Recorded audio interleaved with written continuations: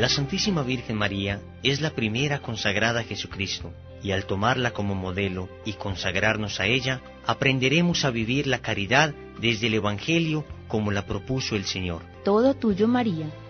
Apariciones marianas y últimos tiempos. Para entender esto de las apariciones y revelaciones y locuciones interiores que en efecto han existido dentro de la Iglesia, hay que comprender un concepto llamado revelación privada.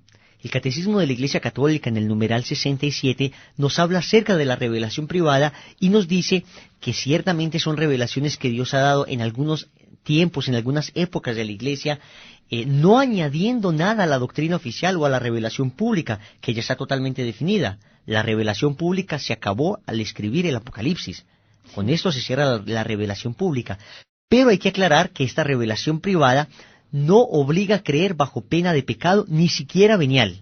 Ni siquiera venial. La revelación privada son ayudas del cielo que el Señor nos manda para que comprendamos las circunstancias que estamos viviendo. Pero hay que tener mucho cuidado, porque como hay unas verdaderas, también hay unas falsas. Como ha habido apariciones auténticas de la Virgen María, vamos a hablar ahora de 3 de ellas, aprobadas por la Iglesia, también ha habido apariciones falsas de la Virgen María. Vamos a explicarlo de la siguiente manera. Supongamos que una madre desde un barco observa que su hijo se tira de este y se está ahogando en el mar. ¿Qué no haría esta madre por rescatar a este hijo? Con absoluta seguridad, esta madre tiraría a su hijo cuerdas, flotadores, tablas, botes salvavidas e incluso bajaría ella misma a darle su mano. Pero, ¿qué pasaría si este hijo no quisiera recibir la ayuda de su madre y en lugar de esto quisiera ahogarse? Bueno, quizá la madre con lágrimas en sus ojos le suplicaría y hasta le gritaría a su hijo que echara mano de lo que le ha dado para que se salve. En este punto del drama, la decisión reposa totalmente en el hijo. O corresponde a las súplicas de su madre o se deja ahogar. ¿Por qué ponemos este ejemplo? Porque esta trágica escena corresponde a la realidad de nuestros días. Vemos cómo Nuestra Señora observa a sus hijos que se tiran temerariamente de la barca de la iglesia y así se hunden en la inmundicia del pecado y del mundo. Y ve la Virgen María cómo desesperadamente tratamos de salir por nuestras propias fuerzas y no somos capaces.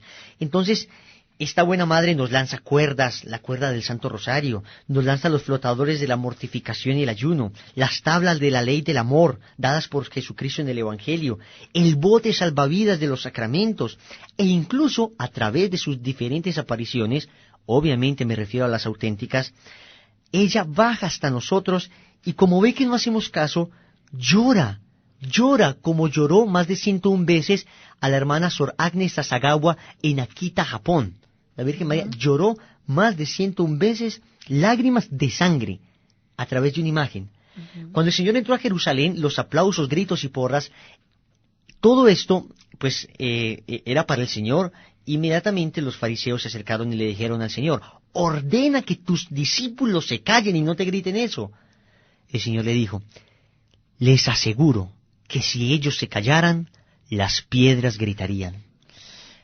Entonces, ¿qué está pasando hoy día? Que los discípulos del Señor nos quedamos callados. Ya nadie habla la verdad del Evangelio, o muy pocas personas lo hacen, porque tememos a que seamos demasiado radicales y sonemos feo. Es sin miedo, así es que es. El Evangelio debe ser proclamado con la fuerza, así el mundo entero chille. Es la verdad, tenemos que defender la fe.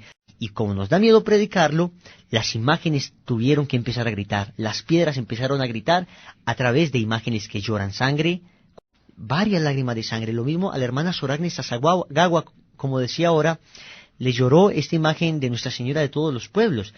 Entonces, noten que la Virgen María está triste y pidiéndonos conversión. Y digo, para evitar los castigos de Dios, porque alguna persona podría gritar: Dios no castiga, Dios es todo misericordia.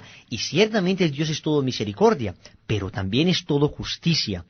Si una persona que dice que Dios no castiga, se refiere a que Dios no se pone rojo de rabia y con un látigo y mordiéndose la lengua y ojos rojos corre tras su hijo para castigarlos, bueno, tiene razón. porque lo que falla ahí no es el concepto de castigo, no es el castigo de Dios, sino la concepción que tiene Él del castigo. Sí. Pero si el que dice que Dios no castiga se refiere a que Dios es un papá alcahuete que deja que los hijos hagan lo que les dé la gana, disculpen la expresión tan fuerte, pero muchas personas tienen esa concepción de Dios, y que cuando se mueran todos se van a salvar porque igual Dios es misericordia, le estaríamos faltando a la justicia divina. Sí. Dios es misericordia, pero también es justo. Y así vemos el castigo divino en la Biblia por todas partes. El que diga que Dios no castiga no conoce las Sagradas Escrituras. Obviamente el castigo de Dios se refiere a la corrección de un Padre amoroso, que nos castiga y nos reprende para que mejoremos, y no por ira, sino para que mejoremos, pero sí lo hace. Por ejemplo, algunos exégetas, que son los estudiosos de la Biblia, han encontrado en las Sagradas Escrituras hasta 177 amonestaciones que Dios da a su pueblo Israel y a la humanidad. 177 amonestaciones. Veamos, por ejemplo, el libro del Apocalipsis, escrito por el apóstol del amor, por Juan. Dice, en el versículo 19, capítulo 3, dice: yo reprendo y corrijo a los que amo. Vamos, anímate y conviértete. Anímate y conviértete. San Pablo dice, por ejemplo, que Dios es a la vez bondad y severidad, bondadoso y severo. Lo dice en Romanos 11:22. Y que nos corrige para no ser condenados con este mundo. Lo dice en Primera de Corintios 11:32. Bueno, vamos a ver entonces algunas de estas apariciones donde la Virgen María ha hablado, que son auténticas, aprobadas por la Iglesia, y que ha dicho la Virgen María en estas apariciones. La primera que vamos a ver es Fátima, Portugal. Nuestra Señora se aparece en 1917 a 3 pastorcitos. En resumen, ¿qué pide la Virgen María? Pide que se consagre la humanidad al Inmaculado Corazón de ella, para que estemos como en un refugio seguro, que es su corazón. También nos dice la Virgen María y le revela a los pastorcitos de Fátima una visión sobre el infierno. Y les dice que les muestra el infierno porque algunas personas están dudando ya de él y dicen que el infierno no existe. Ellos estuvieron allí y veían como carbones encendidos que bajaban las almas que se condenaban. Y decían, alguna vez le preguntaron a Jacinta respecto a la visión del infierno, y ella dijo que bastaría un solo segundo de ver el infierno de cualquier persona, por pecadora que fuera, para convertirse el resto de su vida. ¿Quiénes temen estos mensajes de la Virgen María? Temen aquellos que están mal. ¿Quién teme a un examen en una universidad? Aquel que no se preparó. Sí. Aquel que no se preparó. Los que están bien viviendo su catolicismo adecuadamente, ellos no, que pase lo que sea, estamos con Dios y con la Virgen. Estamos dispuestos a luchar con ellos hasta el final, pase lo que pase. Pero en cambio, aquellas personas que están mal son los que más critican los mensajes. La aparición de la Salette en Francia también es bastante fuerte, quizá de las más fuertes. Juan Pablo II llamó a esta aparición la reina de las profecías. Y dice la Virgen María en esta aparición que Dios va a castigar de una manera sin precedentes a la humanidad. Quiero leer un pedacito, un extracto, para que se den cuenta de la fuerza con que habla la Virgen María, para que vean que no son exageraciones estas que estamos leyendo, porque estas son las auténticas, sino que es una realidad y que estas son aprobadas por la Iglesia. Dice: ¡ay de los habitantes de la tierra! Dios va a derramar su cólera y nadie podrá sustraerse a tantos males juntos. La sociedad está en vísperas de la más terrible calamidad y los más grandes acontecimientos.